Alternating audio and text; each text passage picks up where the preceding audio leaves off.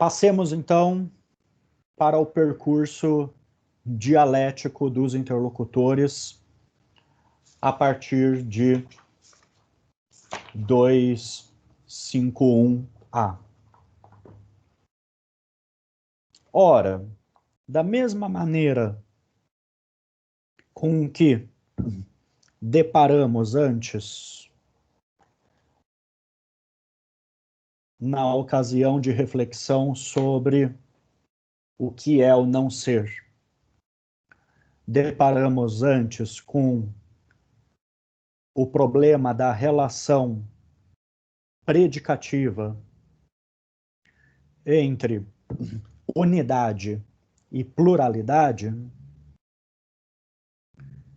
Naquele contexto, quando o próprio nome não ser exigia alguma noção de algo, de qualquer ou de quaisquer, aqui também essa relação entre unidade e pluralidade é tematizada no contexto de uma predicação que se dá pela atribuição de uma pluralidade de nomes a uma única e mesma coisa, que gramaticalmente nós chamaríamos de sujeito, que não só gramaticalmente, mas como unidade ontológica também pode ser considerado como tal. É o que Aristóteles chamará de hypokeimenon. Sobre isso, leiamos a nossa citação número 5. Como sabes, ao falarmos do homem, damos-lhe múltiplas denominações. Atribuímos cores, formas, grandezas, vícios e virtudes. Isso tudo atribuído seriam predicados, né? Ao sujeito homem. Em todos esses atributos, como em inúmeros outros, não afirmamos apenas a existência do homem, mas ainda do bom e outras qualificações em número ilimitado. Todos os traços e características, por assim dizer, que podem ser atribuídos ou predicados a e de homem. O mesmo se dá com todos os objetos. Afirmamos igualmente que cada um deles é um, para logo a seguir considerá-lo múltiplo e designá-lo por uma multiplicidade de nomes.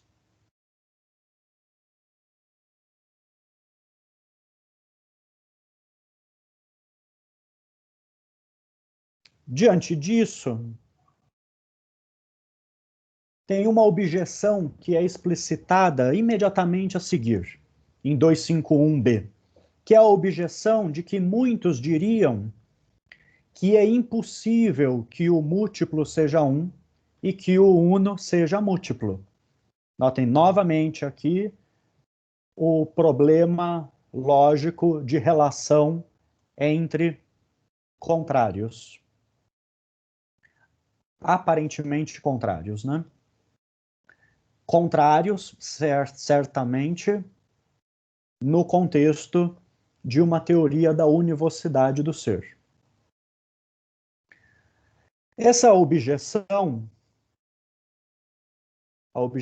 a respeito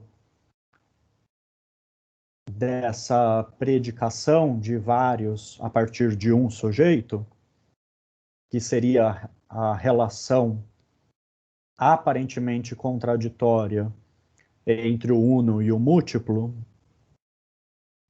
ou da predicação do múltiplo a partir do uno, essa predicação, em outras palavras, manifesta que, a partir de uma teoria da univocidade do ser,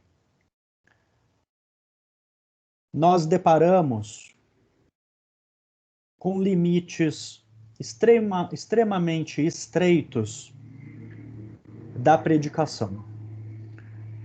Porque, afinal, nós só poderíamos fazer predicações tautológicas. Nós não poderíamos predicar nenhum outro algo de um algo. De modo que, então, seria sim uma contradição predicar o múltiplo a partir do uno ou predicar o uno a partir do múltiplo. É nesse contexto que tem emergência no diálogo também, em outras palavras,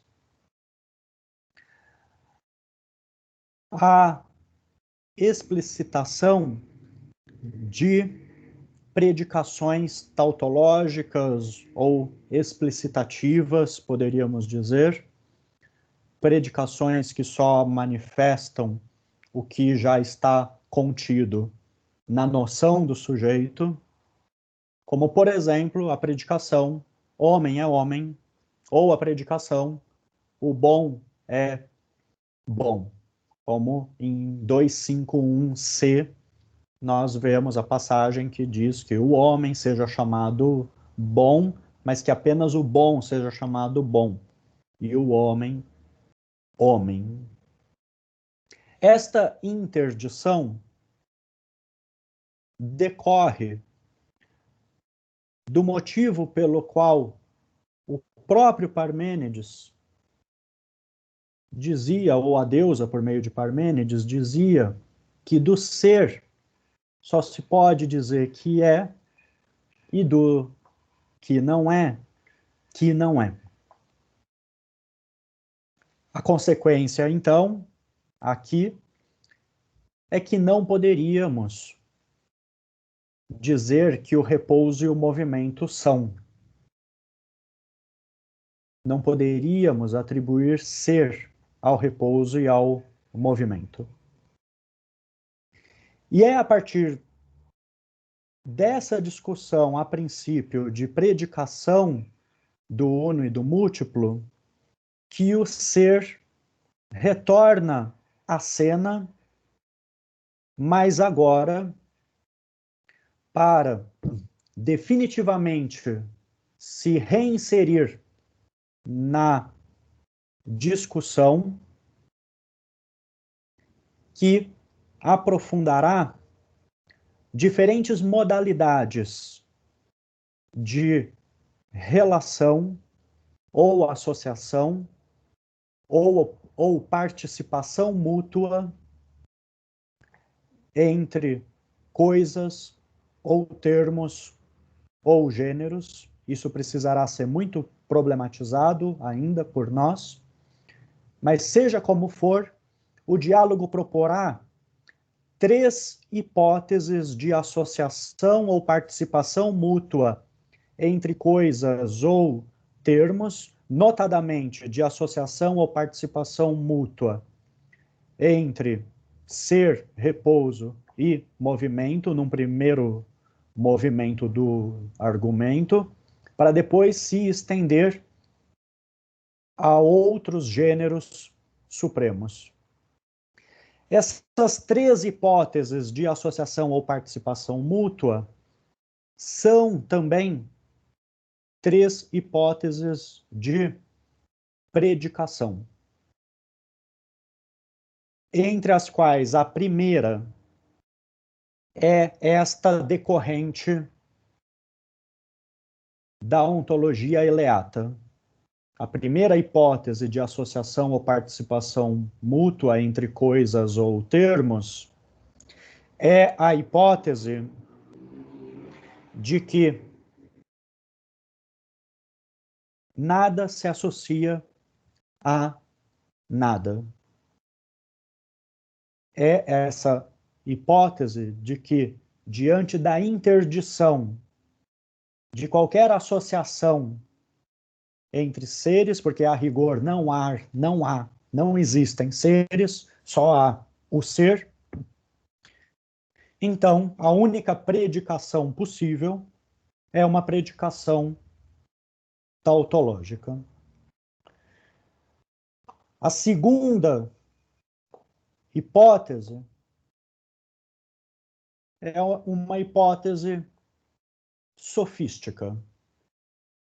Notem que, se de um lado os eleatas defendem um único modo de se dizer o ser, uma univocidade do ser, com estreitos limites predicativos, de outro lado, os sofistas defendem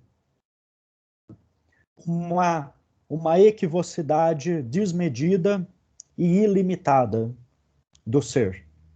Sustentam que o ser se diga de todos os modos possíveis da dicção e que, por isso, tudo se une a tudo. Tudo pode se predicar de tudo. E, por fim, a terceira hipótese é uma hipótese que o Goldschmidt chama de hipótese média. É uma hipótese de que algumas coisas se unem a algumas e outras coisas não se unem a outras. Isso tudo está aqui, essas três hipóteses estão na citação número 6.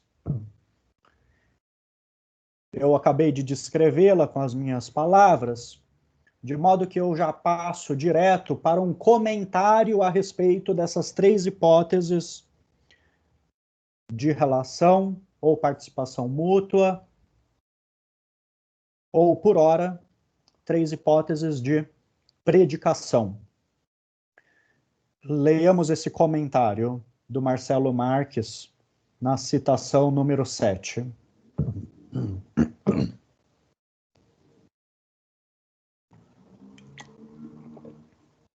Abro aspas.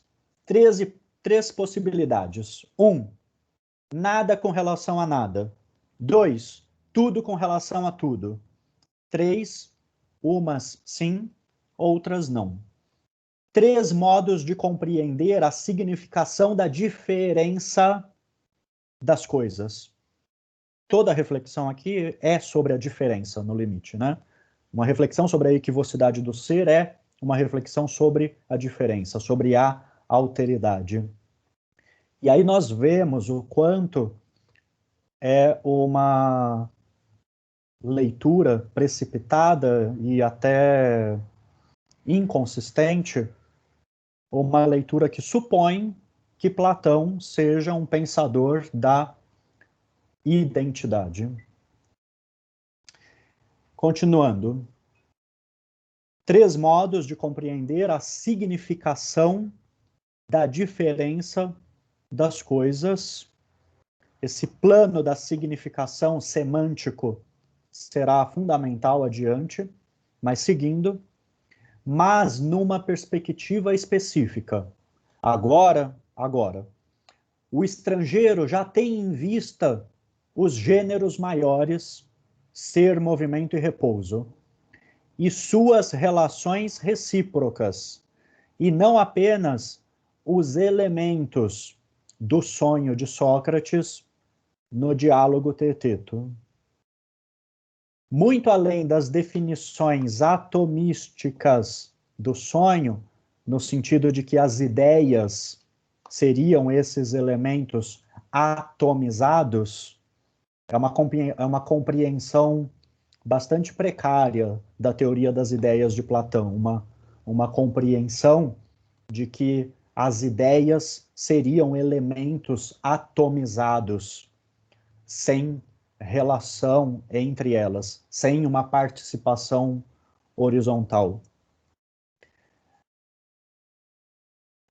Notemos, alguém poderia dizer aqui, né, porque é fato que muitos comentadores fazem essa leitura, sobretudo dos diálogos intermediários de Platão. Alguém poderia dizer, mais precisamente de diálogos intermediários ou de maturidade de Platão, como a República, o Fedro, o Banquete, decorre uma teoria das ideias que dá a entender que elas são elementos atomizados sem uma participação horizontal, mas só com uma participação vertical do sensível nelas. Isso me parece uma leitura também apressada, porque, por exemplo, no caso da República, qual o sentido de a ideia do bem ser apresentada como a ideia suprema, sem uma concepção já, ainda que não dita com todas as letras, de uma participação horizontal entre as ideias, de que todas as ideias, por sua vez, participam da ideia do bem. Não há um primado da ideia do bem. Ou, se for para outro diálogo, do belo. Se não houver uma concepção de participação horizontal entre as ideias, se não houver alguma concepção de participação mútua entre as ideias.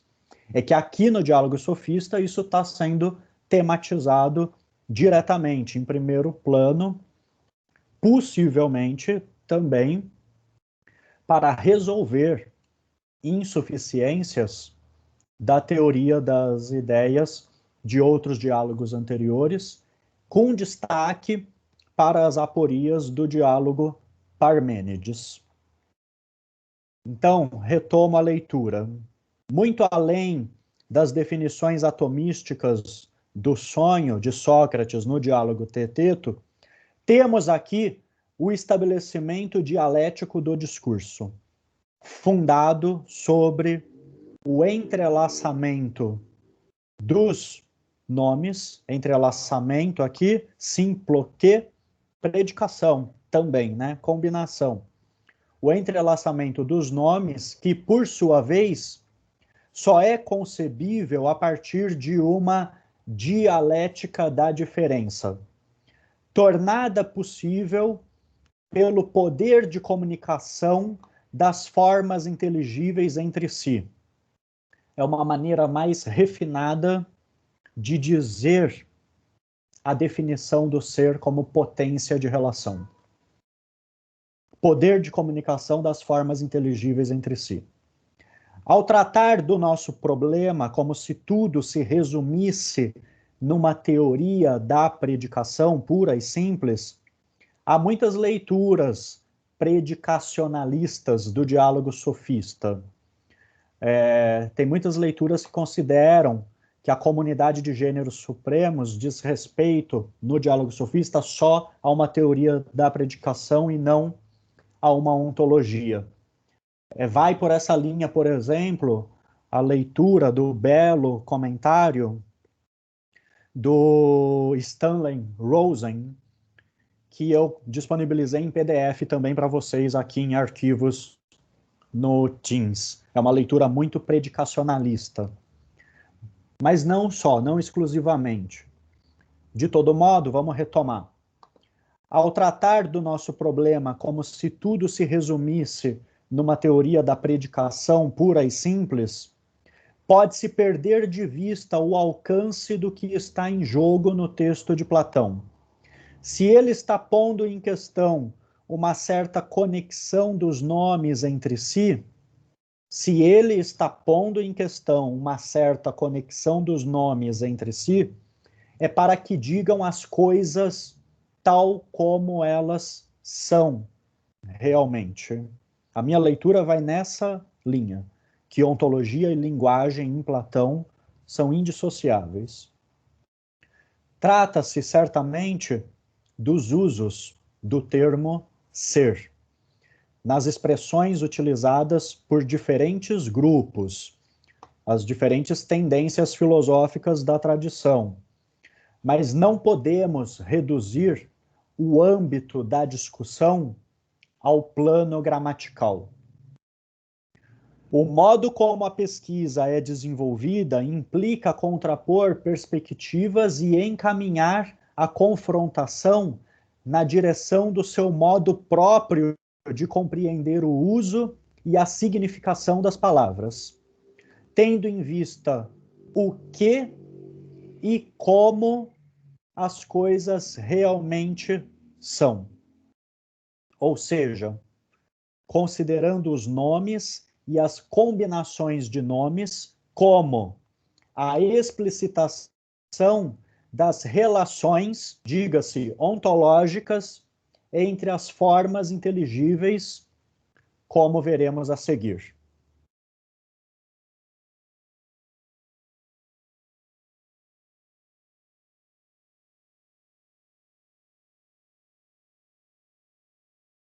O exame das consequências de cada uma das três hipóteses, recapitulando as três hipóteses, tudo se associa a tudo, nada se associa a nada, algumas coisas se associam com algumas, outras não se associam, poderíamos dizer, não participam de outras. O exame dessas três hipóteses se dará bem na ordem anunciada delas. Primeiro, pelas duas primeiras, que são alternativas e excludentes entre si, são disjuntivas mesmo, né? Se há uma, não pode haver a outra. E, por fim, a terceira hipótese, a hipótese média, é que será examinada. Eu vou considerar que está claro para vocês porque as primeira e segunda hipóteses são lógica e ontologicamente inconsistentes. De modo que eu passo direto para a terceira hipótese, que claro que é a hipótese mais razoável, ou a única que é razoável, a única que é racional. Racional eu digo no sentido de ser producente e consequente discursivamente, que é a hipótese mediana entre as duas precedentes, e que diz que alguma coisa se une a alguma coisa. A partir desta terceira hipótese, então, não decorrem as consequências absurdas das anteriores, porque é possível, a partir da hipótese média, dizer que movimento e repouso guardam comunidade com o ser, que movimento e repouso podem ser predicados do ser e vice-versa. Porém, decorre também da hipótese média que movimento e repouso não podem ser predicados um do outro. E aí a gente já entende melhor porque a terceira hipótese diz que alguma coisa se une a alguma e que outra coisa não se une a outra. Os contrários, precisamente, não se associam e não se predicam reciprocamente. Para aprofundar a hipótese média de participação e de predicação, o diálogo, como já fez antes, e logo desde o princípio, o diálogo proporá um exemplo pequeno para depois enfrentar o tema grandioso. E o exemplo pequeno, para haver uma primeira aproximação do que é essa hipótese média de participação entre coisas e termos, a primeira imagem para vislumbrar essa hipótese média será a da relação entre as letras. A relação entre as letras do alfabeto, porque, afinal de contas, entre as letras vogais e consoantes, há desacordo entre algumas e acordo entre outras. As vogais, em geral, circulam como laços através de todas as letras. Além disso, sem uma das vogais, é impossível que as outras se combinem uma à outra. Isso está presente em 253A. Esta imagem da relação entre as letras, de associação, se quiserem aqui, com certo cuidado, de participação entre as letras do alfabeto, é uma imagem que cumprirá um papel muito explicativo da relação entre as ideias, e notadamente entre aquelas ideias que serão chamadas de gêneros supremos. Porque haverá entre as ideias gêneros vogais, que, por assim dizer, circulam por todas as demais ideias, que todas as demais ideias têm participação, e há as ideias consoantes, que não têm participação com todas as demais ideias. Aqui, por ora, antes ainda de passarmos para as participações horizontais entre as ideias, diretamente, o desafio ainda que os interlocutores propõem no diálogo é o de descobrir qual é a tecné, qual é a arte que proporciona a ciência das letras que podem ter comunidade entre si e das que não podem ter associação entre si. Ora, a arte que proporciona a ciência de quais letras se associam a outras e quais não se associam é a gramática. É a gramática. Isso também parece acontecer de modo semelhante na música, cuja condição, numa concepção de música aqui, em que não havia espaço para a dissonância, então é uma concepção de música que pressupõe sempre harmonia. Na música também há a associação de tons que se associam com outros e tons que não se associam com outros. E é por isso que é dito que entre os tons agudos e graves acontece o mesmo que se passava com as letras. E agora, do lado da música, aquele que tem a ciência de quais tons se associam com quais e quais não se associam é o músico.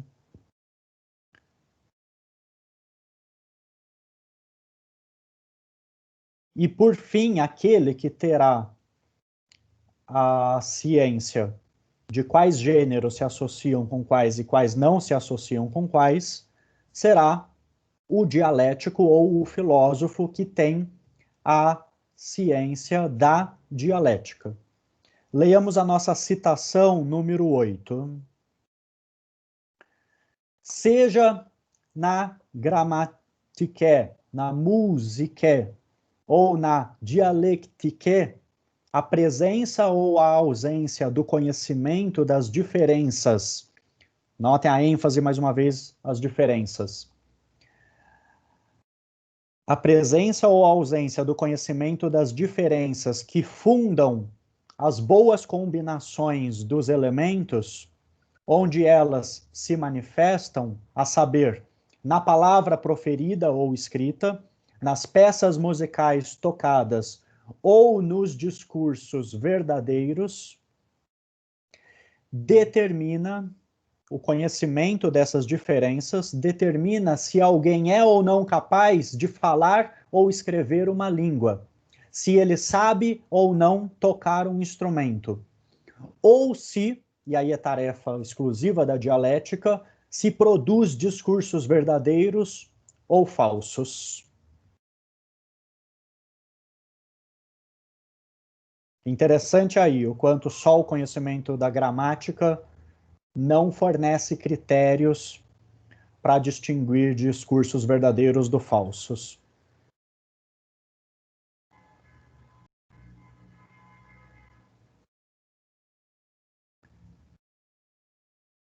A gente pode passar já para a nossa citação número 9, porque aqui nesse próximo comentário do Marcelo Marques, ele fará uma relação já mais esclarecedora e didática para nós do quanto a imagem das letras será importante para compreendermos as relações de participações horizontais entre as ideias.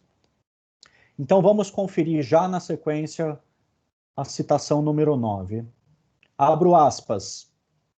A sequência imediata do diálogo explicita ainda mais o sentido preciso dessas analogias, sobretudo aquela que concerne as letras. Assim como há duas espécies de letras, vogais e consoantes, sendo que o que determina a divisão é a presença ou ausência de voz, também entre as formas teríamos duas espécies, as que poderíamos chamar de formas vogais e formas consoantes. As formas vogais, formas ou ideias, né? As formas vogais se distinguem duplamente. Por se deslocarem passando através de todas as formas, elas são ditas formas pervasivas. E, dentre elas, temos o ser, o mesmo e o outro. Aqui, o Marcelo Marques já está adiantando para nós outros gêneros supremos, que serão os gêneros do mesmo e do outro. E no total serão abordados aqui no diálogo sofista. Claro que há outros gêneros supremos, mas aqui no diálogo sofista, os gêneros supremos tematizados são 5. 5 gêneros maiores. O ser, o mesmo, o outro, como formas ou ideias vogais, que atravessam por participação horizontal todas as demais formas, e os gêneros do movimento e do repouso, que por sua vez deverão ser compreendidos como formas consoantes, porque eles não têm a participação de todas as ideias neles, por serem contrários. Continua então a citação. As formas vogais, então, se distinguem duplamente por se deslocarem por todas, elas são pervasivas. E também porque, ao correrem por entre as formas, elas tornam possíveis as suas combinações. Isso será decisivo para nós entendermos por que a teoria das ideias de Platão e a sua teoria do discurso, a sua teoria da predicação, não se sustentam sem uma concepção de participação horizontal entre as formas. Porque serão essas formas vogais que permitirão, por sua vez, a possibilidade de combinações de todas as demais formas entre si, naquelas que elas podem participar, e não participação naquelas que elas não podem participar. Continuo. Olha, as formas consoantes, pelo contrário, se distinguem por serem não pervasivas, por não se deslocarem através de todas as ideias, e por terem necessidade das formas vogais para poderem se combinar. Então, as formas consoantes, por sua vez, precisarão participar das formas vogais para poderem se combinar. Entre elas estão, por exemplo, o movimento e o repouso.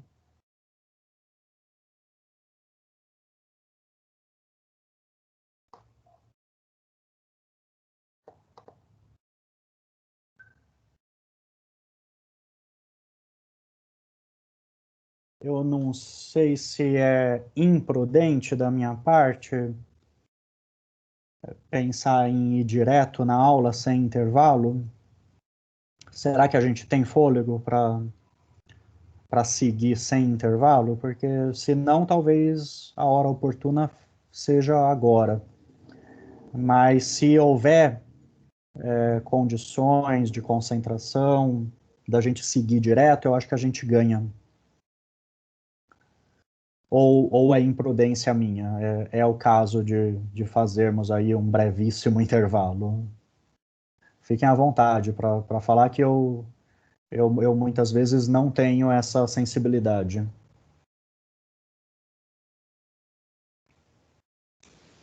Por mim, pode seguir. Alguma manifestação em contrário? Bruno concordou. Por mim também. Bom, então vamos seguir direto.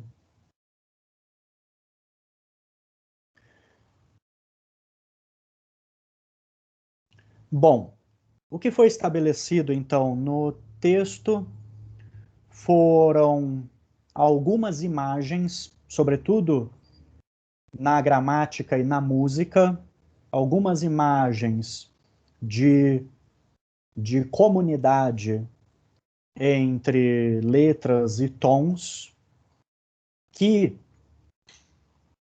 nos auxilia para compreender como se dá as relações entre as formas. A partir daqui, o diálogo passa a tratar diretamente o tema grandioso que essas imagens serviram de expediente preparatório, propedêutico, para a abordagem agora do tema grandioso, que é o da comunidade dos gêneros, que em 253BC nos é apresentado segundo uma espécie de plano de investigação. O estrangeiro diz: muito bem, desde que os gêneros, como conviemos, são eles também mutuamente suscetíveis de semelhantes associações, não haverá necessidade de, uma ciência que nos oriente através do discurso, que será a dialética. Se quisermos apontar com exatidão, 2, quais os gêneros que são mutuamente concordes, os gêneros, por assim dizer, vogais, e 3, quais os outros que não podem suportar-se, os gêneros, por assim dizer, consoantes. E eu já dou ênfase aqui a essa alteridade, a essa diferença inteligível, constitutiva do plano das ideias. E mostrar, mesmo, 4, se há alguns gêneros que, estabelecendo a continuidade através de todos, tornam possíveis suas combinações, e se, ao contrário, nas divisões, 5, não há outros, leamos sempre com ênfase aqui a menção à alteridade inteligível, não há outros que, entre os conjuntos, são os fatores dessa divisão. Estão dispostas aí todas as questões que serão investigadas no diálogo até a definição do não ser como outro, como alteridade inteligível. Imediatamente, o diálogo se detém na ciência, que nos orienta discursivamente e que nos orientará no exame, e que será condição, inclusive, para o exame das outras questões enumeradas aqui nesta citação. Essa ciência, que em 253A é apresentada como talvez a ciência suprema, a maior ciência de todas, própria do filósofo e não do sofista, é a ciência dialética. Porque não poderia ser outra a arte de, cito 253D, a arte de dividir assim por gêneros e não tomar por outra uma forma que é a mesma, nem pela mesma uma forma que é outra. Só nessa afirmação, não tomar uma forma que é a mesma por outra e não tomar por outra uma forma que é a mesma, já há uma síntese de como Platão resolverá o paradoxo do falso. Eu leio já a nossa citação número 11, porque é a passagem que explicita com considerável clareza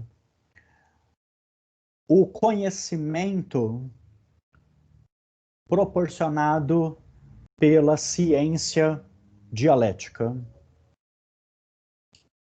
E aqui nós já vamos ver também várias possibilidades de participação horizontal entre as ideias. Abro aspas. Aquele que assim é capaz, o que é capaz de raciocínio dialético, discerne em olhar penetrante,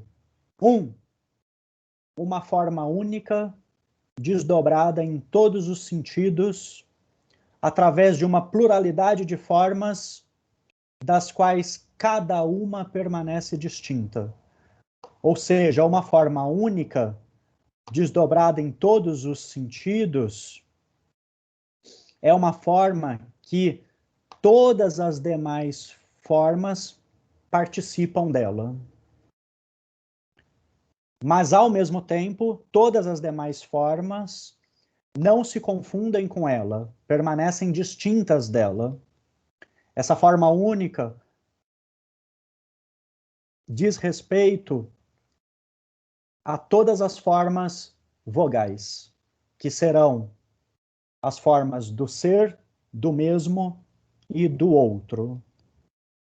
O que, de alguma maneira, também nos dá um expediente interessante para pensar uma espécie de antecipação triádica, de modelo triádico na dimensão inteligível do que virá a ser a trindade cristã. Mas isso eu faço sempre com muito cuidado, porque já é numa outra via de abordagem do problema. E não é propriamente uma trindade, é no máximo uma tríade.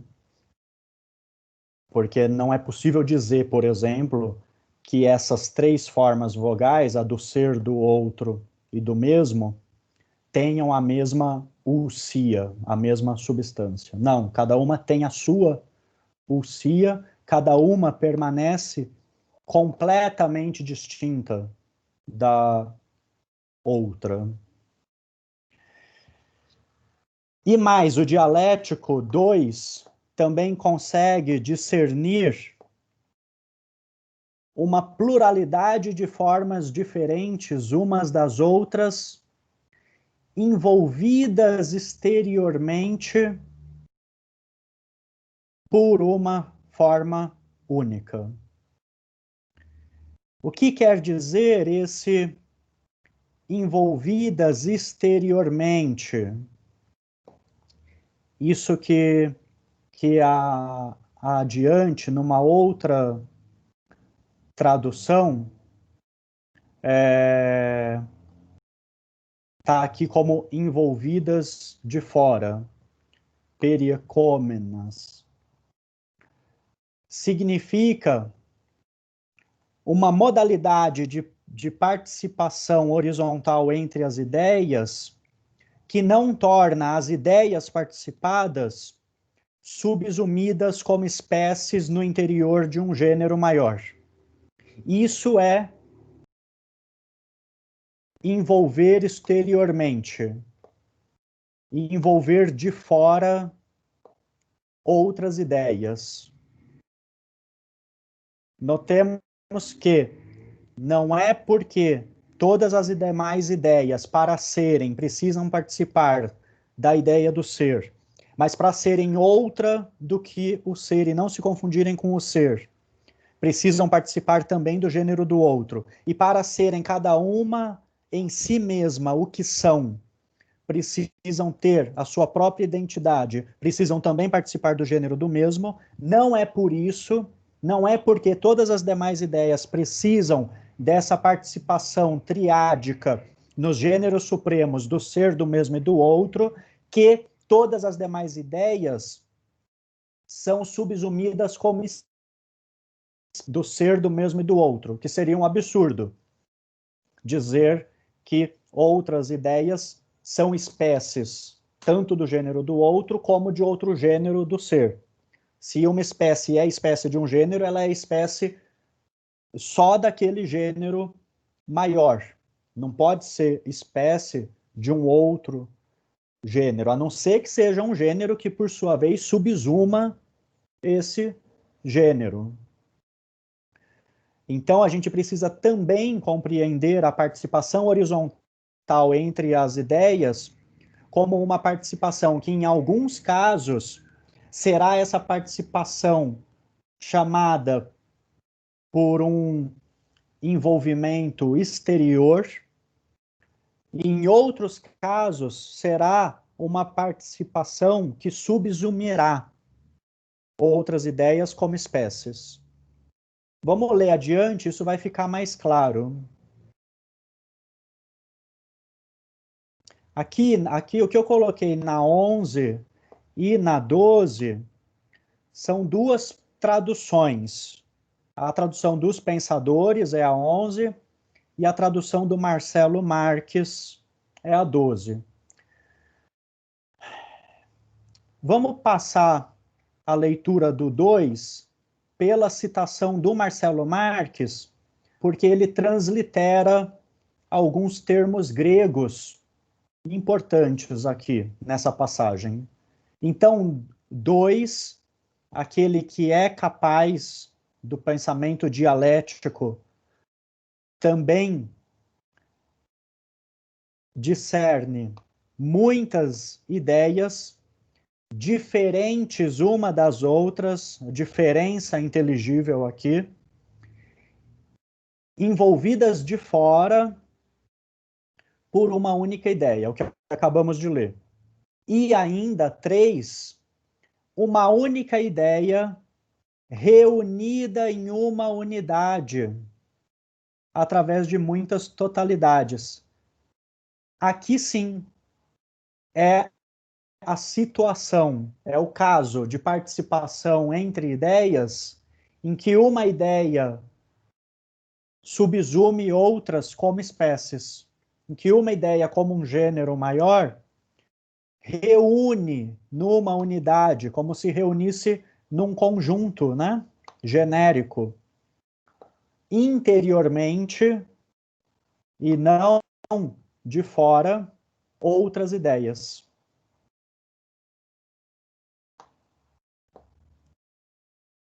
4, o dialético também discerne muitas ideias completamente distintas e separadas, ideias consoantes que não podem ter participação mútua. Isto é o saber discernir segundo os gêneros.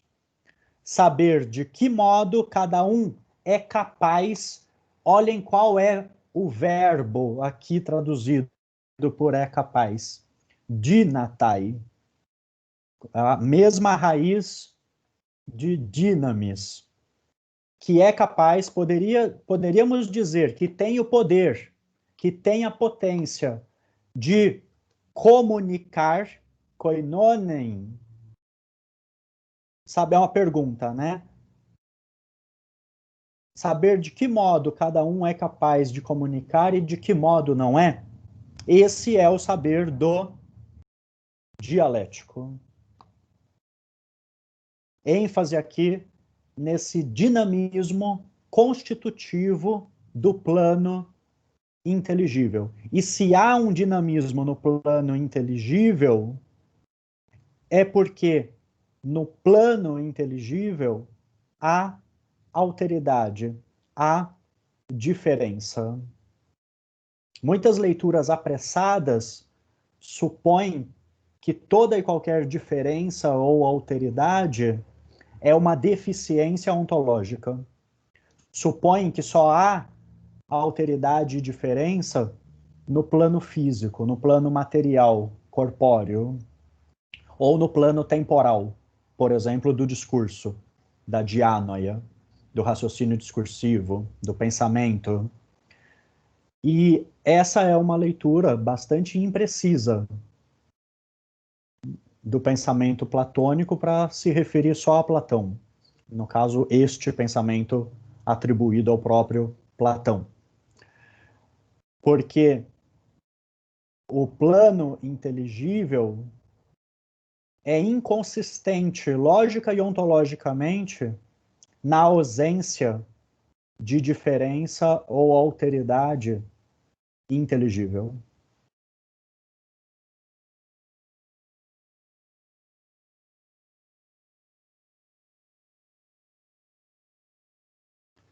Logo a seguir, eu acho que já vale a pena também a gente conferir a citação número 13, porque ela vai nos explicar com mais clareza isso que eu observava a respeito das diferentes modalidades de cada caso. Olha que interessante esse comentário. Esse comentário vai explicar cada uma dessas modalidades de ser e de relação entre as ideias. Ele vai começar a explicar o 1, o 2, e assim vai até o 3 e o 4. Vamos conferir então logo essa citação número 13, porque ela é bastante esclarecedora. Abro aspas. As diferenças nas diferentes situações, notem a ênfase na diferença, na alteridade, são relativas à natureza do múltiplo em questão. Ao unificar diferentes multiplicidades, a unidade se determina diferentemente. Em primeiro lugar, o dialético vê, uma ideia única que unifica diversas ideias, cada uma delas sendo separada como uma unidade. Uma ideia única se estende em uma multiplicidade de ideias individuais, que se mantêm separadas apesar da unificação que sofrem. Paixão. Ser é potência de ação e paixão. Senão não é potência, né? Trata-se de uma modalidade na qual a diferença em questão é aquela da não identidade, suficiente para constituir uma multiplicidade enumerável, inteligível certamente, mas na qual as formas não são visadas enquanto determinadas, ou seja, como tendo características próprias. Em 2, a diferença é que as ideias são diferentes umas das outras, ou seja, suas diferenças são determinadas de modo recíproco, umas com relação às outras. Quanto à ideia que envolve de fora outras ideias, penso que não se trata de um gênero que seria dividido em suas espécies.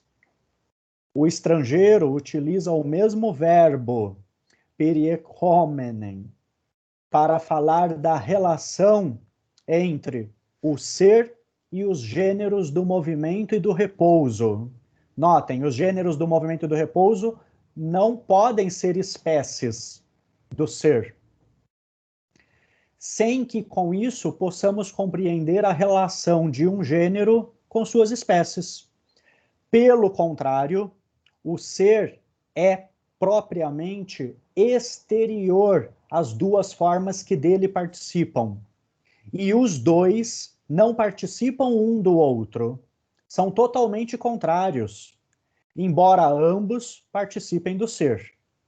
Assim, temos um caso claro em que ideias participam de uma ideia única sem receber dela sua essência, sua ousia. No caso, movimento e repouso recebem existência do ser. Em 3, trata-se de uma ideia que, ao atravessar diversas totalidades, preserva sua unidade. Este é o único caso em que se pode reconhecer a relação entre um gênero e suas espécies. Finalmente, em 4, o dialético apreende diversas ideias, separadas e distintas, diferentes umas das outras, mas sem uma articulação que as subsuma a um gênero comum. O que faz desta situação não uma divisão, mas simples diferenciação. Fim de citação.